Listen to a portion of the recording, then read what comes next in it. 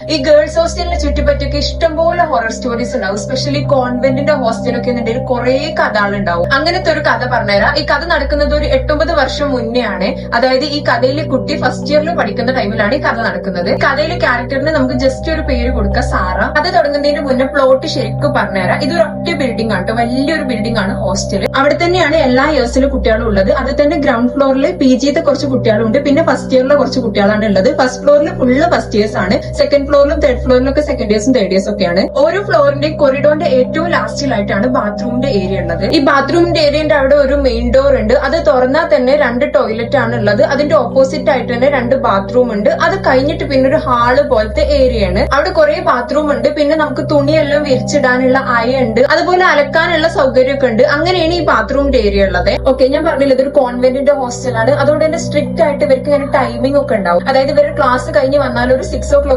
എല്ലാവരും സ്റ്റഡി ഹാളിൽ വരണം. ഒരു 6 മണി തൊട്ട് 7:15 ഒരു 7 വരെ ഇവർക്ക് പഠിക്കാനുള്ള ടൈമാണ്. കറക്റ്റ് 7:30 ഇവർക്ക് പ്രെയർ ടൈമാണ്. ഒരു 8 മണിയൊക്കെ ആകുമ്പോൾ ഇവർക്ക് ഫുഡ് അയക്കുന്ന ടൈമാണ്. അത് കഴിഞ്ഞിട്ട് 10:30 വരെ ഇവരെല്ലാവരും സ്റ്റഡി ഹാളിൽ തന്നെ പഠിക്കാനിരിക്കണം. 10:30 കഴിഞ്ഞാൽ വേണ്ടവർക്ക് പോയി കിടന്നുറങ്ങാം, അല്ലാത്തവർക്ക് ഇവിടെ തന്നെ ഇരുന്ന് പഠിക്കാം. അങ്ങനെയാണ് ഉള്ളത്. ഈ കഥ തുടങ്ങുന്ന ദിവസം സാറയും ഫ്രണ്ട്സും ഒരു 10:30 വരെ പഠിക്കാനിരുന്ന് പിന്നെ ഇവര് ഉറങ്ങാൻ വേണ്ടി റൂമിക്ക് വന്ന് സാറയുടെ റൂമിൽ ഇവളുടെ ഒരു ഫ്രണ്ടും പിന്നെ 2 കുട്ടികൾ വേറെ ക്ലാസ്സിലുള്ളതാണ് ഉള്ളത്. അങ്ങനെ ഓരോ റൂമിലും 4 ആൾക്കാർ വീതാണ് കേട്ടോ റൂം ഷെയർ ചെയ്യുന്നത്. ഇവരുടെ റൂമിന്റെ തന്നെ തൊട്ടടുത്താണ് ഇവരുടെ ക്ലാസ്സിലെ ബാക്കിയുള്ള കുട്ടികളൊക്കെ ഉള്ളത്. അതുകൊണ്ട് തന്നെ ഇവർ അധികം ആ റൂമിൽ അല്ലെങ്കിൽ അവർ ഈ റൂമിൽ ഉണ്ടായിരിക്കും സംസാരിച്ചിരിക്കാൻ. പൊതുവെ എല്ലാ ദിവസവും ഇവരെല്ലാവരും ഒരുമിച്ചാണ് പ്രെയർ ഹാളിൽ നിന്ന് വരിക. എന്നിട്ട് ബാത്റൂം പോവും, പല്ലൊക്കെ തേച്ചിട്ട് വന്നിട്ട് എല്ലാവരും ഒരുമിച്ചാണ് കിടന്നുറങ്ങല്. ഈ കഥ തുടങ്ങുന്ന ദിവസം സാറയുടെ റൂംമേറ്റ് ആയിട്ടുള്ള ഫ്രണ്ടില്ലേ, ആൾക്ക് ഉറക്ക് വന്നുകൊണ്ടാണ് ഇവര് നേരത്തെ റൂമിക്ക് പോകുന്നതും. അങ്ങനെ ഇവര് രണ്ടുപേരും ബാത്റൂമിക്ക് പല്ലേക്കാൻ വേണ്ടി പോകും. ബാത്റൂമിന്റെ ഡോർ തുറന്ന പാടുള്ള ഈ 2 ടോയ്ലറ്റ് തന്നെ ഇവര് കയറും. സാറ് ടോയ്ലറ്റിലുള്ള ടൈമിൽ തന്നെ മറ്റുള്ള ടോയ്ലറ്റിൽ നിന്ന് ഇറങ്ങിയിട്ട് ബാത്റൂമിന്റെ ഡോർ തുറന്നു വെച്ചിട്ട് അവിടെ പൈപ്പ് തിരിക്കുന്ന സൗണ്ട് ഒക്കെ ഇവിടെ കേൾക്കുന്നുണ്ട്.